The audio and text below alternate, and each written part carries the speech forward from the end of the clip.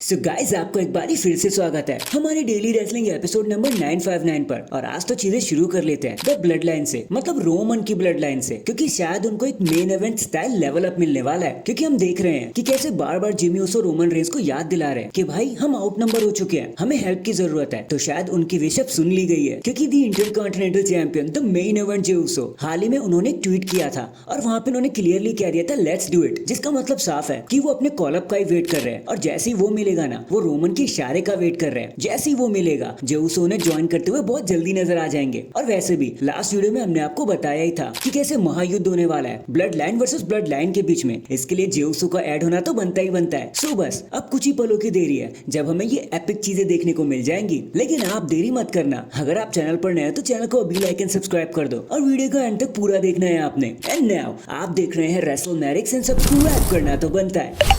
Well भाई साहब देखो यार, ऐसा है कि डब्ल्यूडब्ल्यूई पूरी तरीके से मन बना चुकी है कि इससे पहले कि the rock the final boss wrestling को अलविदाई कह दे एज ही इज 50+, तो उससे पहले उनके 2 मैचेस को अंजाम दे ही दिया जाए। And I am talking about the rock versus Cody Rhodes and the rock versus Roman Reigns. And इनमें से जो सबसे पहला मैच है ना, वो कोडी वर्सेस द रॉक का ही है। हमने देखा था कैसे रॉक ने अपना हाइटस लेने से पहले कोडी रोड को धमकी दी थी और कहा था कि भाई देख मैं अपना बदला लेने जरूर आऊंगा। एंड अगर रॉक ने वैसा नहीं किया तो उनकी बात का मतलब ही क्या रह जाएगा। और हम जानते हैं कि द रॉक जो भी कहते हैं उसके पीछे कोई ना कोई मतलब होता है, अंजाम होता है। तो अब क्योंकि वो वापस आ चुके हैं, बैड ब्लड में उन्होंने अपनी एंट्री मार ली है, तो एट रेसलमेनिया 41 हो सकता है कि हमें Cody Rhodes versus the rock का नाइट वन मेन इवेंट देखने को मिल जाए। हालांकि इस रेस में CM Punk versus Seth Rollins भी है, जो रेसलमेनिया को मेन इवेंट करने की रेस में लगे हुए हैं। But still night 2 belongs to the Rock and the Cody Rhodes, जहां फाइनली कोडी रोड्स अपने समोन फैमिली से जितने भी इश्यूज थे ना, वो हमेशा के लिए रिजॉल्व कर लेंगे। तो better watch out for that #the rock versus Cody Rhodes. Next देखो, जॉन सीना हम फैंस के लिए क्या है ये तो हमें मेंशन करने की जरा भी जरूरत नहीं है, वो तो जग जाहिर है। उनके हर एक रिटर्न पर हम कैसे पागल हो जाया करते हैं। और ऐसा ही कुछ the new NXT champion trick Williams के साथ भी हो गया। अभी हाल ही में उन्होंने एक इंटरव्यू देते हुए बताया कि देखो यार, मैंने जॉन सीना से बहुत बारी बात करी है और उनकी जो चीजें है ना, वो हमेशा मुझे इंप्रेस करती है। वो बिजनेस में बहुत कुछ जानते हैं और हमेशा मुझे समझाते रहते हैं। लेकिन उनकी एक एडवाइस अभी तक मेरे दिल पे लगी हुई है। जॉन सीना ने मुझे बताया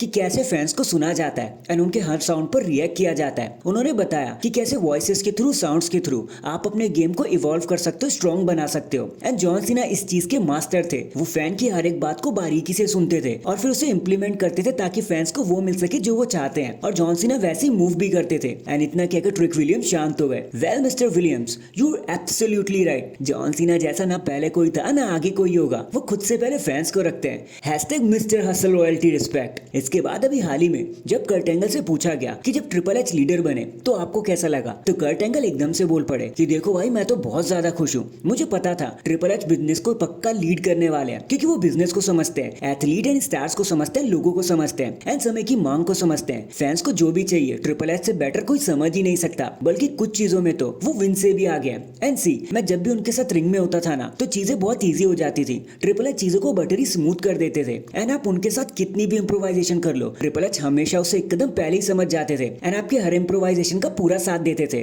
तो मैं तो बहुत खुश हूँ कि आज ट्रिपल एच उस बिजनेस को संभाल रहे हैं जिसमें कभी उन्होंने परफॉर्म भी किया था।